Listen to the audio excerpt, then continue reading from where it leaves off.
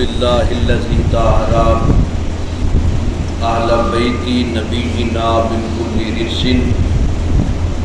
وآتاهم من لدنه فضلا كبيرا. أما بعد فأعوذ بالله من الشيطان الرجيم. بسم الله الرحمن الرحيم. وَلِلَّهِ عَلَى النَّاسِ حِجُّ الْبَيْتِ مَنِ اسْتَطَاعَ إِلَيْهِ سَبِيلًا. صدق اللَّهُ العظيم. مولاي صل وسلم دائما ابدا على حبيبك خير الخلق كلهم محمد سيد الكونين والثقلين والفريقين والروح الجميع. ان الله وملائكته يصلون على النبي يا ايها الذين امنوا صلوا عليه وسلموا تسليما. صلاة والسلام عليك يا سيدي يا رسول الله وعلى آلك وصحابك يا خاتم النبيين. حاضرین محفل، اللہ رب العزت کی پاک بارگاہ میں التجا ہے خالق کریم جمعہ المبارک کی ہم سب کی حاضری اپنی پاک بارگاہ میں قبول فرمائے. یہ وہ مبارک ایام ہیں، یہ وہ مبارک گھڑیاں ہیں، پاکیزہ نورانی محبت بھری ساعتیں ہیں جس میں اللہ رب العزت نے اپنے مہمانوں کو اپنے گھر کی زیارت کے لیے طلب فرمایا ہے. خوش نصیب ہے وہ بندہ جسے اللہ رب العزت کا بلاوا آیا ہے، وہ اللہ کا مہمان بن کر اپنا سب کچھ اللہ کی بارگاہ میں نثار کر کے اللہ کے گھر بار کی زیارت کے لیے جا رہا ہے. یہ کتنا پاکیزہ موسم ہے، کتنا نورانی ماحول ہے، کتنا عزت اور عظمت والا مقام ہے. یہ ہر کسی کے بس کی بات نہیں. بڑے بڑے لوگ آپ دنیا میں دیکھیں، اپنے ارد گرد نظر ڈالیں، جنہیں اللہ نے دنیا میں مال بھی عطا کیا، ظاہری اسباب بھی عطا کیے، لیکن ان کے حصے میں نہ حج کی نعمت ہے نہ عمرہ کی زیارت ہے. اس میں نہ مال کا کمال، نہ کسی منصب کا کمال، نہ کسی جاہ و حشم کا کمال، نہ کسی رتبے کا کمال، نہ تونگری کا، نہ تاجداری کا، نہ سکندری کا، نہ امیری کا، بلکہ یہ کمال ہے رب العالمین کے بلانے کا. جسے رب العالمین قبول فرما لے، جس کے دل کو اپنی محبت کے مرکز کے لیے چن لے، جس کی آنکھوں کو اپنے بیت اللہ کے دیدار کے لیے وقف کر لے، اس کے لبوں پر ایک ہی صدا جاری ہوتی ہے اور وہ اللہ کا مہمان بن کر بڑی آن اور شان کے ساتھ اللہ کے دربار میں عاجزی اور انکساری کے ساتھ جاتا ہے. لبوں پر صدا کیا آتی ہے؟ لبیک اللہم لبیک. میرے مولا، میں تیرے دربار میں حاضر ہوں، میں نکما ہوں، میں ناقص ہوں، حقیر ہوں، پر تقصیر ہوں. میرے مولا تو رہبر و دستگیر ہے، تو مشکل کشا ہے، تو حاجت روا ہے، تو میرا خدا ہے، تو رب العالمین ہے. میں جیسا بھی ہوں تو مجھے اپنی بارگاہ میں قبول فرما لے. پھر یہ وہی عاجزی ہے، یہی دل کا تقویٰ ہے جسے اللہ رب العزت اپنی بارگاہ میں قبول کرتا ہے اور اللہ یہ اعلان کرتا ہے، اے حاجی، اے عمرے کے زائر، آنا تیرا کام ہے، جھولی بھرنا رب جلیل کا کام ہے. نعرہ تکبیر، نعرہ رسالت، نعرہ رسالت، نعرہ حیدری، نعرہ غوثیہ، آستانہ علیہ غوثیہ قادریہ مصطفیہ. خالق کریم نے قرآن مقدس میں ارشاد فرمایا، وَلِلَّهِ عَلَى النَّاسِ حِجُّ الْبَيْتِ مَنِ اسْتَطَاعَ إِلَيْهِ سَبِيلًا. اللہ کے گھر بار کی زیارت کریں، حج بیت اللہ کا شرف حاصل کریں وہ لوگ جو صاحب استطاعت ہوں، جو آنے جانے کی استطاعت، ہمت اور طاقت رکھتے ہوں. ان کے لیے یہ ضروری ہے کہ وہ حج بیت اللہ کی شہادت حاصل کریں. اب آپ خود چشمے تصور میں وہ منظر نہ آئے. میرے آقا کریم نے یہ فرمایا، جو استطاعت رکھنے کے باوجود بھی حج کی نعمت نہ پائے، حج بیت اللہ کا شرف نہ پائے، اس کے ایمان کا اعتبار نہ کرنا، اس میں کوئی شک نہیں وہ نصرانی ہو کر مرے یا غیر مسلم ہو کر مرے. آپ مسلمان ہیں، حلقہ بگوش اسلام ہیں، چشمے تصور میں وہ منظر نہ آئے. خود فیصلہ فرمائیں، آپ خود دیکھیں حج کیا ہے. حج وقار بزم ہستی بھی ہے، بہار بزم مستی بھی ہے. حج منظر جمال بھی ہے، حج مظہر جلال بھی ہے. حاجی عام بندہ نہیں، وہ جسے اللہ نے، میں اکثر کہا کرتا ہوں، جسے اللہ نے ظاہری بینائی، ظاہری آنکھوں کے ساتھ دل کی آنکھوں کا نور بھی عطا کیا ہو، جب وہ عمرے کے لیے جاتا ہے، حج کے لیے جاتا ہے، قدم قدم پر یہ صدا سنائی دیتی ہے، ابراہیم علیہ السلام جو میرے آقا مصطفیٰ کریم کے جد اعلیٰ ہیں، جد پیغمبرہ ہیں، ان کی یہ آوازیں محبت سنائی دیتی ہے، ربنا وبعث فیہم رسولا منہم یتلو علیہم آیاتک، میرے مولا گھر تو میں نے بنا دیا ہے، اب گھر کو آباد کرنے والا نبی محمد عربی دنیا میں تھے، اگر کوئی چشمے تصور میں اگر کان لگا کر سنے، ہر قدم پر یہ نوید جاں فضا سنائی دیتی ہے، لبیک اللہم لبیک، یہ کیسا عجیب منظر ہے، کیسا محبت بھرا پہلو ہے۔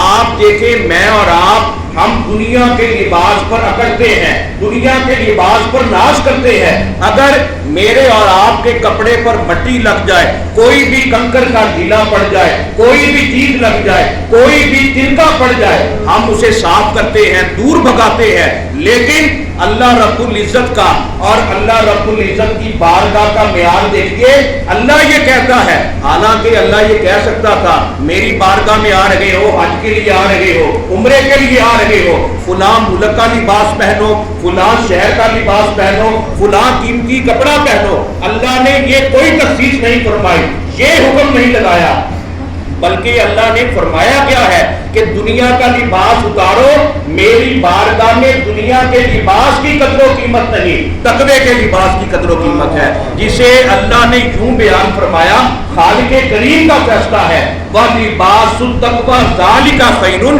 جو تقوی کا لباس پہنتے ہیں یہی سب سے اعلیٰ پوشاک ہے۔ نعرہ تکبیر، نعرہ رسالت، نعرہ حیدری، نعرہ غوثیہ، آستانہ عالیہ غوثیہ قادریہ مصطفیہ۔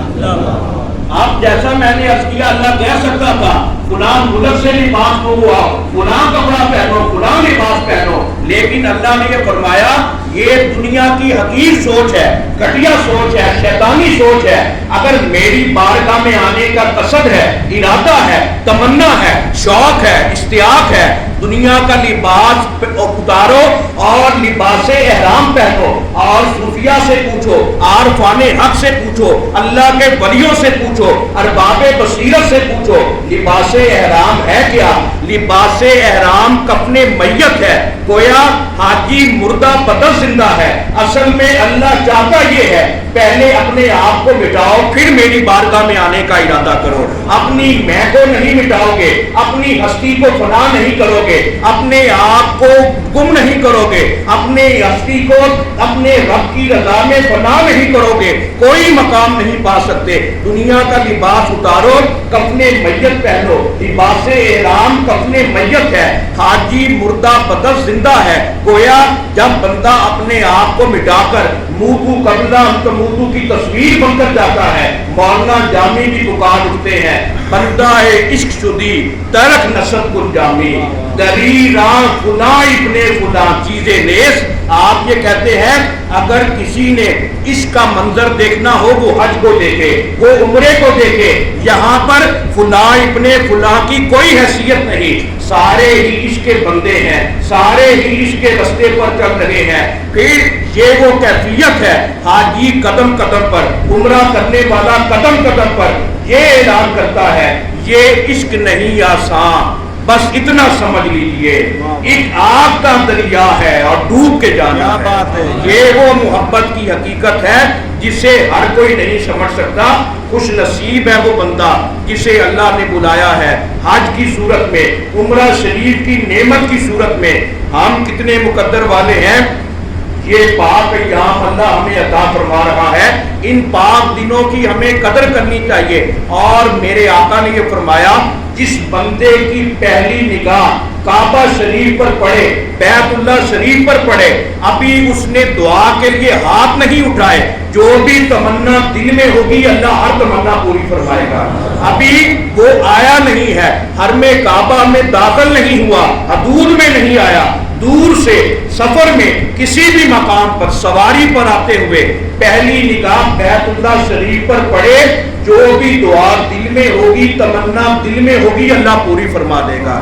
اور پھر طواف کرنا، وہاں کے چکر لگانا، کتنی عظمت والا مقام ہے۔ اور پھر آپ یہ دیکھیے وہاں کے عجب نرالے دستور ہیں۔ اللہ نے اپنی مشیت کو تبدیل کیا، اللہ رب العزت نے اپنے قانون کو تبدیل کیا۔ وہ اس اعتبار سے اللہ رب العزت نے دنیا میں بندے کو عاجزی کا حکم دیا، عاجزی کے ساتھ زندگی گزارو، انکساری کے ساتھ زندگی گزارو، محبت کے ساتھ زندگی گزارو، اخوت کے ساتھ زندگی گزارو۔ کیسی عجیب بات ہے، جب حج کا موقع آتا ہے اللہ رب العزت نے یہ فرمایا جب بھی میرے گھر کا طواف کرو وہاں پر عاجزی کے ساتھ نہیں کرنا، اکڑ کر چلنا ہے۔ اور اسے حج کی اصطلاح میں، شریعت کی اصطلاح میں اسے رمل کہا جاتا ہے۔ رمل کا مطلب ہوتا ہے اکڑ کر چلنا۔ اللہ نے حاجی کو یہ حکم دیا میرے گھر کا طواف کرنا ہے، رمل کرو، اکڑ کر چلو۔ اب انسان کی عقل تنگ ہے، میرے مولا تیرا حکم ہے عاجزی اختیار کرے، اب گھر بھی تیرا ہے، بارگاہ بھی تیری ہے، سامنے تیرا گھر ہے، تیرا دربار ہے، تیرے گھر کا طواف کرنا ہے، پھر حکم ہو رہا ہے کہ ہم اکڑ کر چلے۔ اصل میں بات یہ تھی اسلام کے ابتدائی ایام میں جب صحابہ کعبے کا طواف کرتے تھے، کافر اور مشرک بیمار اور کمزور لاغر سمجھ کر تانا دیتے تھے کہ یہ تو بڑے لاغر ہیں، ان کی گردنیں جھکی ہوئی ہے، کمر جھکی ہوئی ہے۔ جب میرے آقا نے یہ بات سنی، اپنے غلاموں کو یہ حکم دیا طواف کے دوران عاجزی سے نہ چلا کرو، اکڑ کر چلا کرو، تاکہ دنیا کفر و شرک پر تمہاری دھاک بیٹھ جائے، تمہارا دبدبہ قائم ہو جائے۔ اب سوال یہ پیدا ہوتا ہے اب وہ ماحول نہیں، اب وہ فضا نہیں، لیکن اللہ چاہتا یہ ہے یہ میرے نبی کی ادا ہے، صحابہ کی ادا ہے۔ نعرہ تکبیر، نعرہ اگر کوئی رمل کرے، اکڑ کر چلے، اس سے پوچھا جائے وہ یہ کیا کر رہا ہے، اس کا دل اس بات کی گواہی دے گا میں فرض محبت ادا کر رہا ہوں، کسی کی ادا کو ادا کر رہا ہوں۔ یہ عاشقوں کا عقیدہ ہے۔ رمل جو ہے یہ وہاں پر ایک ضروری رکن ہے، اکڑ کر چلنا۔ اگر طواف کرنا ہے تو اکڑ کر چلو، گویا وہاں پر عجب قاعدے ہیں، عجب دستور ہے۔ شریعت جن چیزوں سے منع کرتی ہے، بعض چیزیں ایسی ہیں جو اللہ نے اپنے نبی کی اداؤں کو، اپنے نبی کے غلاموں کی وفاؤں کی صورت میں زندہ کر رکھا ہے۔ اور کتنی خوبصورت حقیقت ہے، وہ مقام، وہ عظمت باپ پہلو، اور آپ غلاف کعبہ کی زیارت کر لیں، اللہ آپ کے گناہ ایسے معاف فرماتا ہے جیسے ابھی ماں کے پیٹ سے پیدا ہوئے ہیں۔ صرف غلاف کعبہ کو دیکھنے کا یہ مقام ہے، تو جو کعبہ شریف کی دیواروں کو دیکھتے ہیں، کعبہ شریف کی اینٹوں کو دیکھتے ہیں، جنہیں اللہ سعادت دیتا ہے وہ کعبے کے اندر جاتے ہیں، جنہیں اللہ سعادت دیتا ہے وہ غلاف کعبہ کو پکڑ کر تھام کر کھڑے رہتے ہیں، جنہیں اللہ یہ توفیق دیتا ہے وہ دیوار کعبہ کو چھو لیتے ہیں۔ ان کی عظمتوں کا کیا کہنا۔ حضرت عبداللہ ابن عمر آپ یہ فرمایا کرتے تھے اے لوگوں ہم خوش نصیب ہیں، میرے نبی محمد عربی کا وسیلہ ہے، ہمیں کعبے کا پتہ ملا، کعبے کے رب کا پتہ ملا۔ اس لیے حج کے موقع پر، عمرہ شریف کے موقع پر، ہر مقام پر اپنی عاجزی کو، اپنی محبت کو، اپنی بے پائیدی کو اللہ کے دربار میں پیش کرنا چاہیے۔ یہ وہ مبارک ایام ہے، خوش نصیب لوگ اللہ کے دربار میں جا رہے ہیں۔ زندگی کا کوئی اعتبار نہیں، زندگی کا کوئی بھروسہ نہیں، یہ اللہ کے بلانے پر ہے۔ جب بھی اللہ چاہے بندہ جتنی مرضی تیاری کر لے، جتنی دیر تک اللہ کی بارگاہ سے اجازت کا پروانہ نہیں ملے گا بندہ نہیں جا سکتا، جتنی دیر تک اللہ اسے بلائے گا نہیں۔ اور مولانا عبد الرحمان جامی رحمۃ اللہ علیہ آپ یہ فرماتے ہیں کہ میں نے کئی دفعہ تیاری کی، پھر میرے اسباب ختم ہو گئے، پھر تیاری کی، پھر اسباب ختم ہو گئے، ایک دفعہ ایسا ہوا میرے پاس کچھ بھی نہیں تھا، اللہ نے ایسا سامان پیدا کر دیا کہ پورے 2 دنوں میں میری تیاری ہوئی، میں عمرے کے لیے چلا گیا۔ یہ اللہ کے بلانے پر ہے، نصیب جگانے پر ہے۔ اس لیے ہمیشہ اللہ کا فضل طلب کرے، اللہ کی رحمت مانگے۔ خوش نصیب ہے وہ عام جس نے بیت اللہ شریف کی زیارت کی ہے، جس نے طواف کعبہ کیا ہے، جس نے عمرہ شریف کی زیارت کی ہے۔ اس لیے جتنے لوگ بھی حج بیت اللہ کے لیے قافلوں کی صورت میں جو انفرادی طور پر اللہ کی بارگاہ میں جا رہے ہیں وہ بڑے خوش نصیب ہیں۔ میرے آقا نے یہ فرمایا جب بھی حاجی حج کر کے واپس آئے، عمرہ کر کے جب بھی عمرے کا زائر واپس آئے، جتنی دیر تک وہ کوئی گناہ کبیرہ نہ کرے اتنی دیر تک اللہ اسے اپنی رحمت کی چادر پہنائے رکھتا ہے۔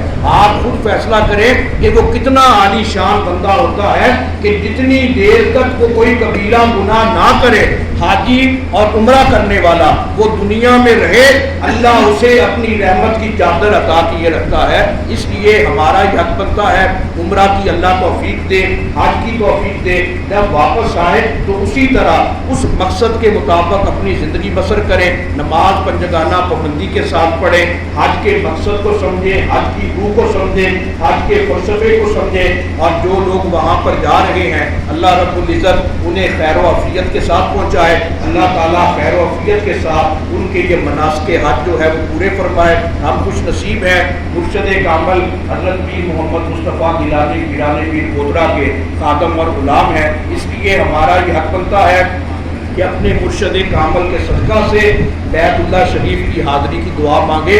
حضرت معین الدین چشتی یہ فرمایا کرتے تھے خوش نصیب ہے وہ مرید جو بیٹھے اپنے پیر کے قدموں میں، اللہ اسے بیت اللہ بھی دکھا دے، مدینہ منورہ بھی دکھا دے۔ اس سے بڑھ کر اور شرف کیا ہو سکتا ہے کہ پیر کے قدموں میں بیٹھ کر ہی اللہ اسے بیت اللہ کا مسافر بھی بنا دے، مدینہ منورہ کا مسافر بھی بنا دے۔ اس لیے یہ ہے مرید کا ایک شیوا جو اپنے مرشد کامل سے مطلب کرے۔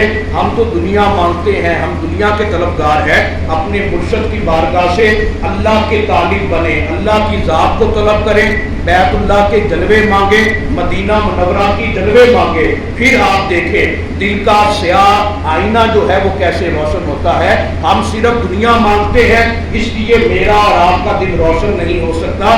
کبھی پیر کی بارگاہ سے بیت اللہ مانگے، اللہ کی محبت مانگے، اللہ کی معرفت مانگے، اللہ کی ذات کے طالب بنے، پھر آپ دیکھیں کہ دل کا کونا کونا اللہ کے نور سے منور ہوگا۔ اس لیے یہ کوشش کرنی چاہیے اپنی دعاؤں میں، اپنی التجاؤں میں حج بیت اللہ کی دعا مانگے، بیت اللہ شریف کی حاضری کی دعا مانگے۔ یہ پاک ایام ذوالحج شریف کے جو آ رہے ہیں یہ بڑے مبارک ہیں، ان پاک دنوں کا واسطہ اللہ کے دربار میں پیش کریں، توبہ کریں، معافی مانگے، مغفرت طلب کرے، اپنے گناہوں کی معافی اپنے مرشد کامل کے صدقہ سے طلب کرے۔ حضرت ابراہیم خلیل اللہ کی وفاؤں کا، حضرت اسماعیل ذبیح اللہ کی وفاؤں کا واسطہ پیش کریں۔ اللہ رب العزت کی پاک بارگاہ میں التجا ہے خالق کریم ہم سب کا خاتمہ ایمان پر فرمائے، مرشد کامل کا صدقہ اللہ رب العزت اپنی معرفت، اپنی رحمت اور اپنا خاص کرم عطا فرمائے۔ وما علینا الا البلاغ۔